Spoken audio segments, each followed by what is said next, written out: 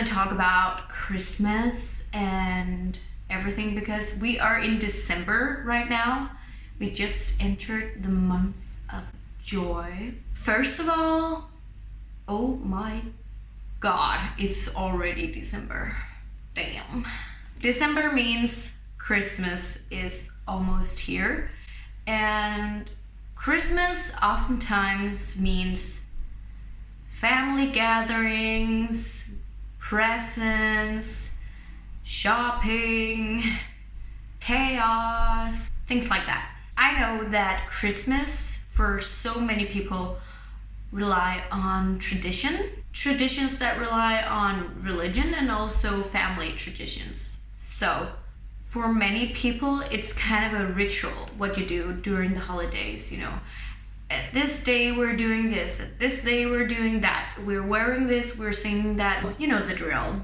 I chose, actually I think almost 10 years ago. I am from, a special family, let me put it at that. My parents divorced when I was 5, just before I started school.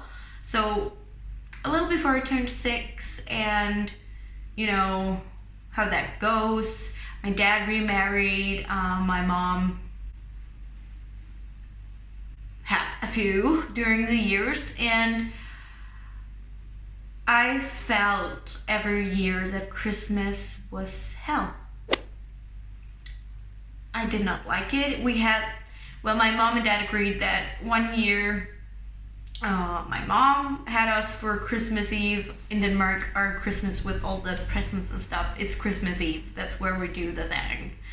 So, and then the year after, my dad, and to me, Christmas was when I was with my mom, because then I felt safe, I felt I was loved, I felt that I could rely on the narrative, I felt safe in that environment. Where with my dad and his new family, that was, I think every child who has been in a similar situation knows that feeling where you just feel unsafe. You feel not unsafe like someone's gonna harm me with a weapon or I'm gonna get killed, not like that, but just you feel uncertain, you don't feel right inside. And I had that every year with my dad. So back to what I was telling, I decided when I was more grown that to hell with Christmas, because as the years progressed, my mom found a new man and they were together for, they recently split up, but they were together almost 15 years, and he had a daughter. The traditions we had, the way we celebrated Christmas and the way they wanted to celebrate Christmas, it's just, it didn't go well. It was so much fighting, yelling, and screaming. It wasn't nice. So where I felt safe before was all out of a sudden a war zone. And I don't even get how you can get so angry at the type of food you're gonna eat, in which way the presents are being opened. Are we gonna get one each, or are we going to roll a dice, or whatever we're gonna do? I can't believe that that's even a issue. But adults. And even on Christmas Eve, people were mad, yelling, screaming, being stressful, that level where everything's just rah! And I had it. Goodbye.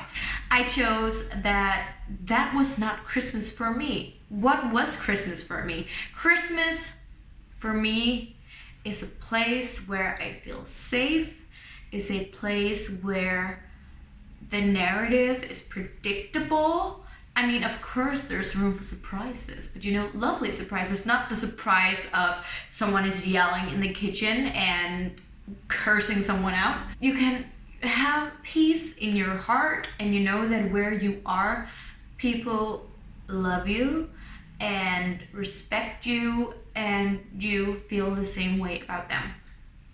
So I decided that Christmas for me was not about with whom or where, it was that feeling. So I said, screw this, I'm doing my own thing.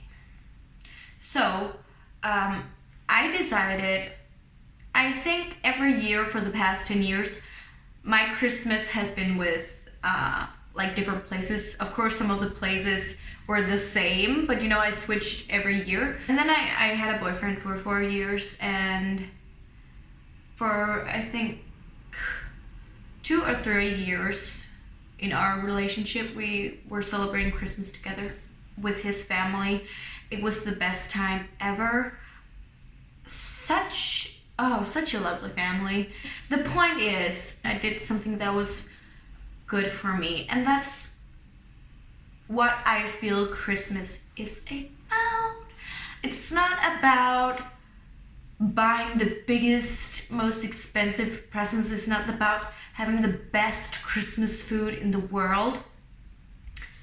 It's about that Christmas spirit, and I know that for some they don't get it, but for me, seriously, the presents I give people at Christmas, those presents are a symbol of how much I care about that person. And that's not valued in or measured in how much the present has cost. Not at all. It is to show that I thought about them and I really put an effort into buying something that they would like or that they wished for, because I respect them and love them. And I find it, to be honest, disgusting that,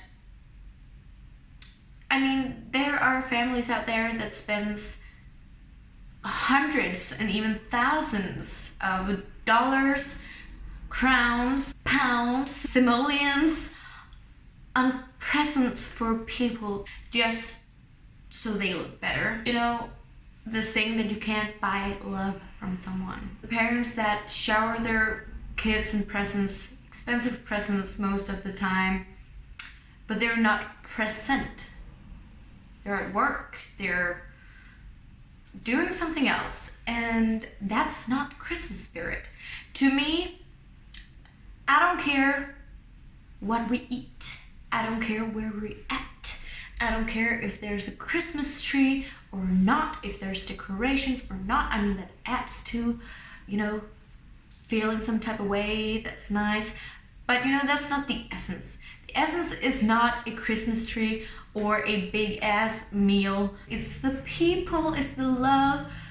I think that, Christmas is so materialistic, especially in the Western world, and I think we need to remember what Christmas is really about. Culturally, it used to be about love, now it's about buying shit. I don't like that. I think it's really important that you appreciate the things you get for Christmas, because a lot of people, I assume, are like me, that they put a lot of effort and thought into those presents. I would like to maybe send a message to someone who has forgotten Christmas spirit. Every year I sit down on my ass, turn off everything around me, and I write my close friends and the people who somehow has a role in my life. I write them a personal text message, just saying, Merry Christmas, I hope that you'll have an amazing evening.